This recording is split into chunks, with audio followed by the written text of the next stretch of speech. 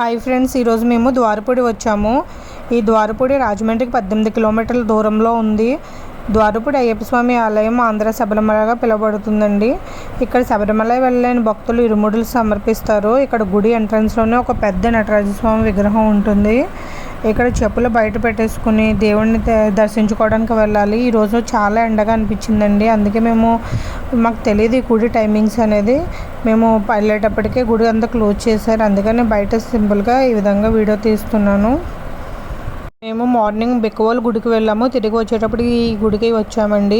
మేము వచ్చేటప్పటికి 11:12 అయింది. 12 గంటలకి ఈ గుడిని క్లోజ్ చేసేసారు. అందుకని సరిగ్గా చూడడానికి వీలు పడలేదు.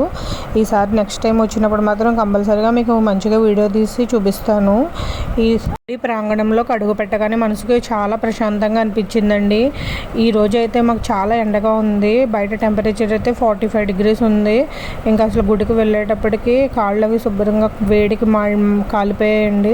కానీ దేవుడి మీద భక్తితో అలా నెమ్మదిగా వెళ్ళాము. లోపలికి వెళ్ళేసరికి గుడి క్లోజ్ చేసేస్తున్నామని చెప్పారు.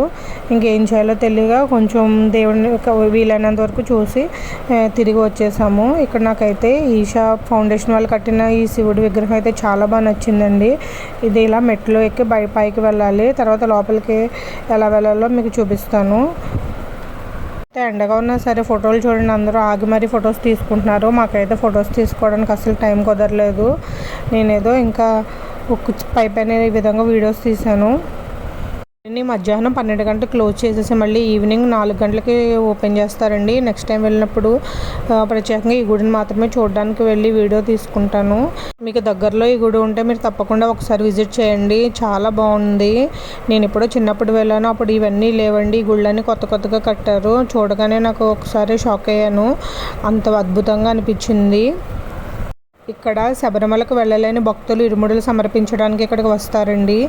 ఇక్కడ గుడి ఎంట్రన్స్లోనే చాలా పెద్ద ఒక నంది విగ్రహం ఉండేది. అంతే అయ్యప్ప స్వామి గుడి చాలా ఫేమస్. తర్వాత ఇవన్నీ చాలా రకరకాల గుళ్ళన్నీ కట్టారండి. ఇదిగోండి లోపల శివాలయం ఉంటుంది. ఇందాక బయట చూపించిన విగ్రహం లోపలికి ఇలా మెట్లెక్కి లోపలికి వస్తే ఈ విధంగా లోపల శివాలయం ఉంటుంది. దీనికి మనం అభిషేకం చేసుకోవచ్చు. లోపల చిన్నగా ఈ గుళ్ళని వీడియో తీశానండి. నెక్స్ట్ టైం వెళ్ళినప్పుడు అయితే కొంచెం తొందరగా వెళ్ళి క్లియర్గా వీడియో తీస్తానండి. ఆంధ్రప్రదేశ్లోనే ఇలాంటి గుళ్ళు చాలా రేర్గా ఉంటాయండి. ఈ గుడికి అయితే తప్పకుండా విజిట్ చేయండి. అన్ని రకాల దేవతలు ఇక్కడ దర్శనమిస్తారు. సరికొత్త అనుభూతి అనేది కలుగుతుంది. మనకు అంత పాజిటివ్ అనేది మన జీవితంలో జరుగుతుందండి.